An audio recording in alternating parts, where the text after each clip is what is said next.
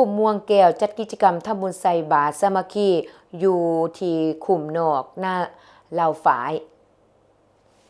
วันที่25 มังกร 2026ขุมม่วงแก้วที่ขึ้นกับบ้านใหญ่พัฒนานาแก้วได้จัดกิจกรรมทำบุญใส่บาตรสามัคคีขึ้นอยู่ที่ขุมนอกและเหล่าฝายภายในเขาหัวมีพระอาจารย์คำพักพุ่มมาไส้กรรมการองค์การพุทธศาสนาสัพพลาวแขวงจำปาสักประธานองค์การพุทธศาสนาสัพพลาวเมืองพระอาจารย์จันดีสายทวิสุขกรรมการองค์การพุทธศาสนาสัพพลาวเมืองคณะองค์การพุทธศาสนาสัพพลาวเขตทรงนาแก้วเจ้าอธิการวัดอัมพาวันไสยรามขุมม่วงแก้วไพ่นอกมีทานเดือนพรศรีบุญเฮืองห้องประธานแนวเล่าสารศาสตร์เมืองทานสีหารัตนะเสงคำ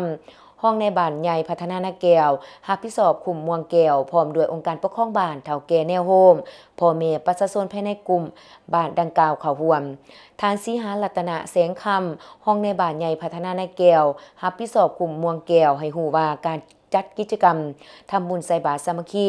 อยู่ที่คุมนอกกล้าเหล่าฝายเทื่อนี้แม่นการจัดขึ้นเป็นเทื่อที่2จุดประสงค์แม่นเพื่ออนุรักษ์รักษาและส่งเสริมหีดคองประเพณีอันดีงามของคนลาวชาวพุทธที่เคยปฏิบัติและประพฤติกันมาแต่บูรณาการให้ยืนยงนอกจากนั้นยังเป็นการสมทบทุนเข้าในการก่อสร้างโรงพักเศร้าของพระสงฆ์ที่กลุ่มนอกหน้าเหล่าฝ่ายที่กำลังลงมือก่อสร้างในปัจจุบันและอีกอย่างหนึ่งก็เพื่อเป็นการเต่าโฮมความสามัคคี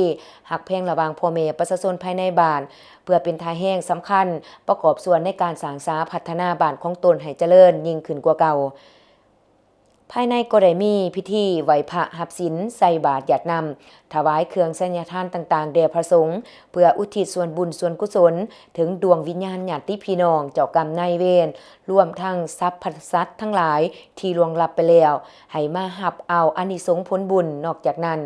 ก็ได้ขอพรสิ่งศักดิ์สิทธิ์เพื่อเป็นสิริมงคลให้แก่ตนเองและครอบครัวนำอีกด้วย